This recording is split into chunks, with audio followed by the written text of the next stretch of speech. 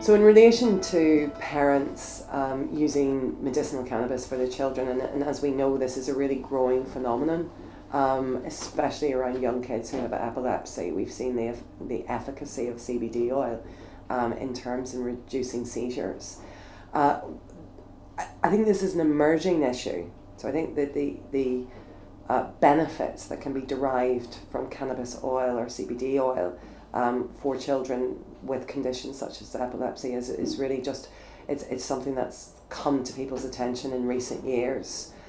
So if you like, it's kind of a new phenomenon. So we're not getting that many cases through release.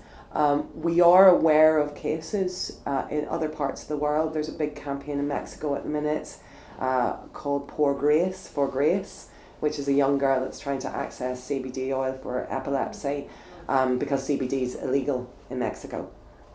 In the UK, as I've said, we haven't had any cases yet, but we are aware that there's two possible responses that could happen if a parent is caught giving cannabis oil that is not 100% CBD oil to their children.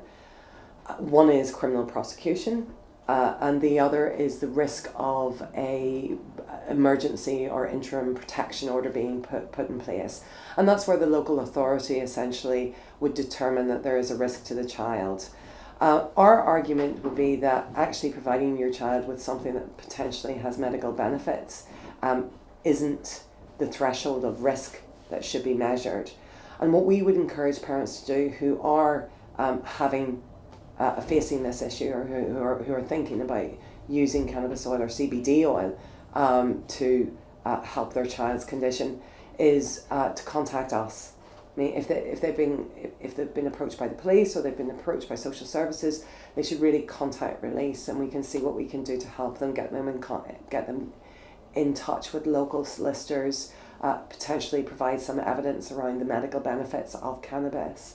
And there's a whole, as you know, cannabis community who can, again, attest to the efficacy of cannabis oil in relation to a range of conditions.